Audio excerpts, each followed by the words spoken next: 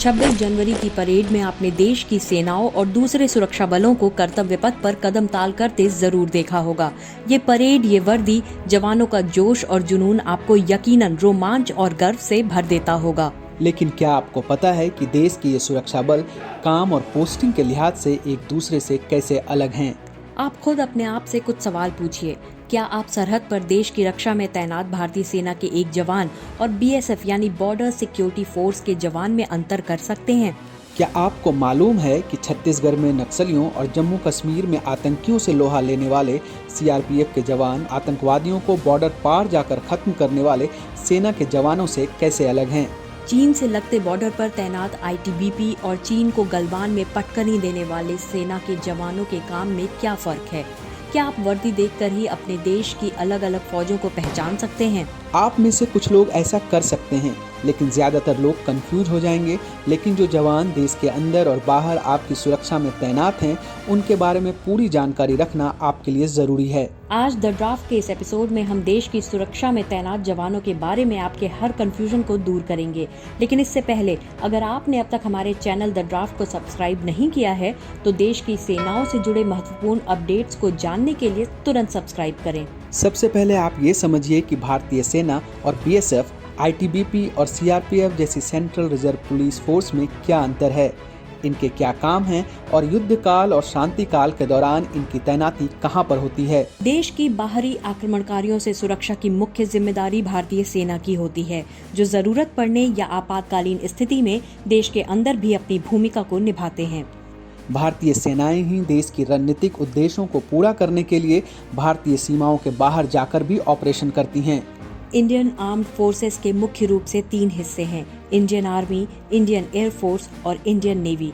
ये रक्षा मंत्रालय के अधीन काम करती हैं। भारतीय सेना के सुप्रीम कमांडर राष्ट्रपति होते हैं। पाकिस्तान को 4 युद्धों में हराने वाली, 1971 में पाकिस्तान के 90,000 से ज्यादा सैनिकों को सरेंडर कराने वाली इंडियन आर्मी दुनिया की दूसरी सबसे बड़ी आर्मी है। इसमें 12 लाख से ज्यादा जवान और अफसर शामिल हैं।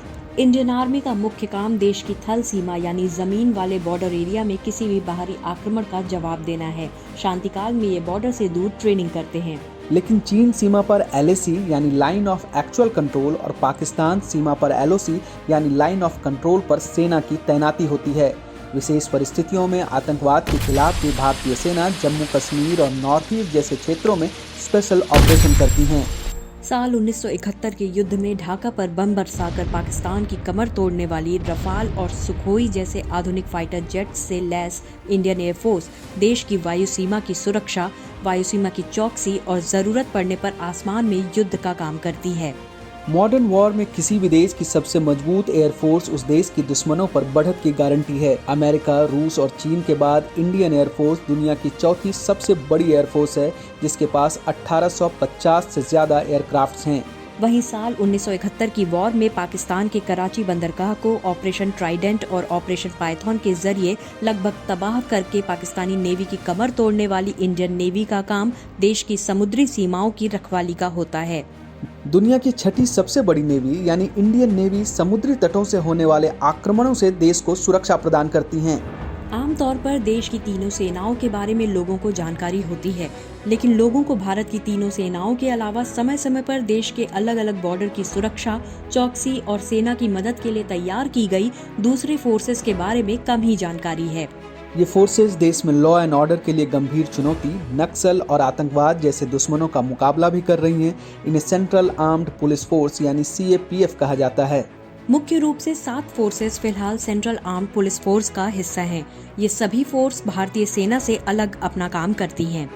CAPF में मुख्य रूप से जो 7 फोर्सेस शामिल हैं, इनके नाम हैं BSF, ITBP, Assam rifles, SSB, CRPF, CISF, NSG।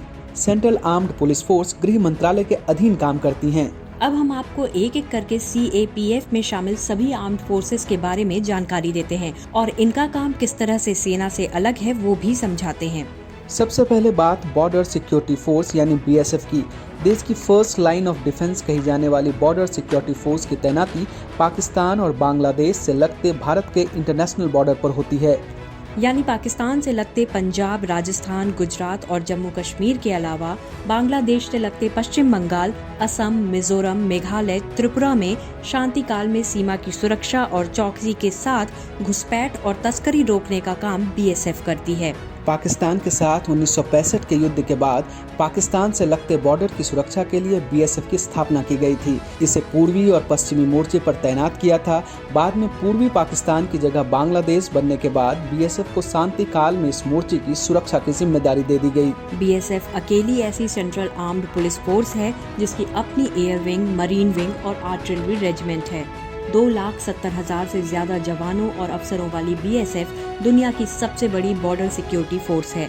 BSF के पास एक टियर स्मोक यूनिट (TSU) भी है।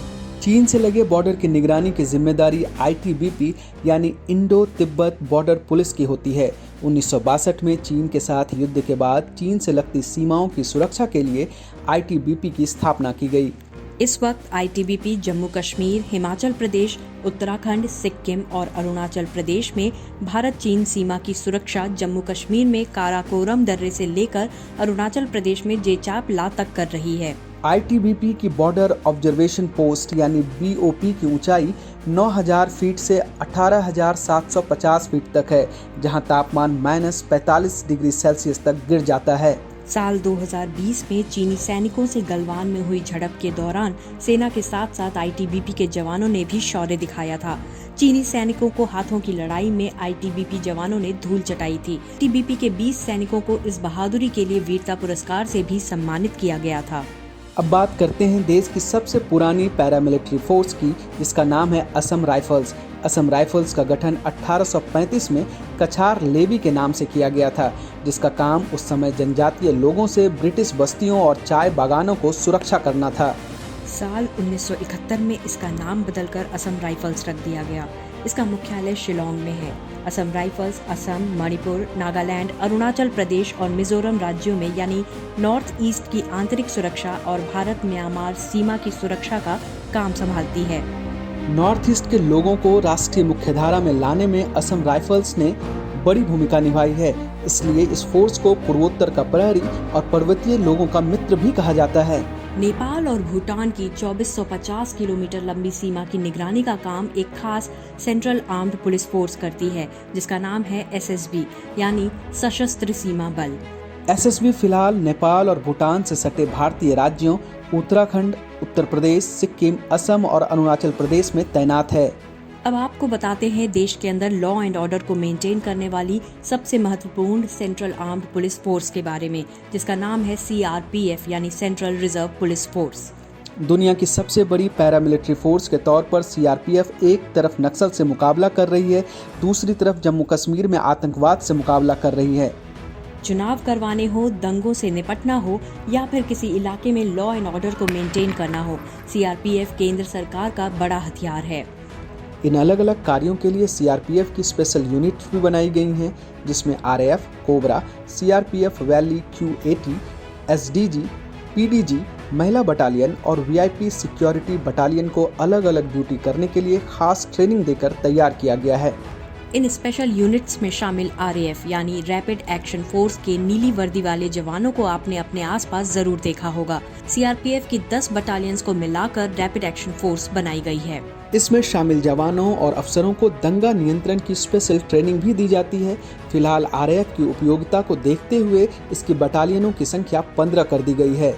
वहीं कोबरा यानी commando battalion for resolute action को विशेष रूप से नक्सल इलाकों में जंगल वॉरफेयर के लिए तैनात किया गया है। ये स्पेशल यूनिट नक्सल प्रभावित इलाकों में बेहद सराहनीय कार्य कर रही है। इसकी बटालियनों की संख्या 10 है। CRPF में 5 VIP सुरक्षा बटालियन की एक स्पेशल ड्यूटी ग्रुप यानी SDG और पार्लियामेंट की सुरक्षा के लिए एक special battalion parliament duty group यानी PDG भी शामिल है। CRPF ही इकलौती सेंट्रल आर्म्ड पुलिस फोर्स है जिसमें महिलाओं की अलग 5 बटालियन हैं। जम्मू कश्मीर में आतंकवादियों के खिलाफ CRPF की special unit CRPF valley Q80 active है। साल 1965 में कच्छ के रण में सरदार पोस्ट में पाकिस्तानी सेना के हमले का सामना किया। किसी देश की आर्मी की दूसरे देश की आर्म्ड पुलिस से ये सर्वश्रेष्ठ जंग थी। CRPF ने 2001 में संसद में हुए हमले को विफल किया और सभी आतंकियों को मार गिराया। और साल 2005 में आतंकी संगठन लश्कर-ए-तैयबा के अस्थायी राम मंदिर पर हुए हमले को 5 आतंकियों को मारते हुए विफल किया। लगभग 3 लाख जवानों और अफसरों वाली सीआरपीएफ देश ही नहीं बल्कि दुनिया की सबसे बड़ी आर्म पुलिस फोर्सेज में से एक है। अब बात करते हैं सीआईएसएफ की। दिल्ली एयरपोर्ट से लेकर दिल्ली मेट्रो तक आपने एक खास फोर्स के जवानों को चेकिंग करते हुए देखा होगा। सीआईएसएफ के बाद बात करते हैं नेशनल सिक्योरिटी गार्ड यानी एनएसजी की। 2008 में मुंबई में कसाब समेत 10 आतंकियों का वो हमला याद है आपको? उसमें पाकिस्तानी आतंकवादियों के खिलाफ एनएसजी ने ही ऑपरेशन चलाया था। भारत को एनएसजी जैसी फोर्स की जरूरत 1984 के ऑपरेशन ब्लू स्टार के दौरान पड़ी थी। इस ऑपरेशन के दौरान केंद्र सरकार को लगा था कि अगर उसके पास ऐसी परिस्थितियों से निपटने के लिए एक स्पेशल फोर्स होती तो इस मामले को आसानी से सुलझाया जा सकता था। 22 सितंबर 1986 के दिन नेशनल सिक्योरिटी गार्ड अस्तित्व में आया। एनएसजी के जवानों को काले कपड़े पहनने के कारण ब्लैक कैट कमांडो भी कहा जाता है। एनएसजी कमांडोज को एक जीरो एरर फोर्स के तौर पर ट्रेनिंग मिलती है, यानी ये अपने एक्शन में कोई गलती नहीं करते। देश के किसी भी हिस्से में आतंकी हमले की स्थिति में एनएसजी तेजी से एक्शन के लिए 24 घंटे तैयार रहती है। सेंट्रल आर्म्ड पुलिस फोर्स के अलावा देश की समुद्री सीमाओं के लिए भारतीय नौसेना से अलग गैर सैन्य समुद्री सेवाओं के लिए भारत सरकार ने इंडियन कोस्ट गार्ड की स्थापना भी की, जिसका काम समुद्र में मछुआरों की सहायता करना, समुद्री कानून को लागू करवाना, तस्करी पर रोक लगाना और समुद्री पर्यावरण की सुरक्षा करना है। Indian coast guard Indian navy की भी मदद करती है। इस एपिसोड के जरिए हमने आपको भारत की तीनों सेनाओं और देश के बॉर्डर और आंतरिक सुरक्षा में लगी फोर्सेज और उनके काम के अंतर को समझाने की कोशिश की है। इन सभी फोर्सेज पर और अधिक जानकारी के लिए हम सभी फोर्सेज के अलग अलग एपिसोड भी तैयार करेंगे। अपने देश की फोर्सेज से पहचान करवाने वाला हमारा ये एपिसोड आपको कैसा लगा, हमें जरूर बताइए।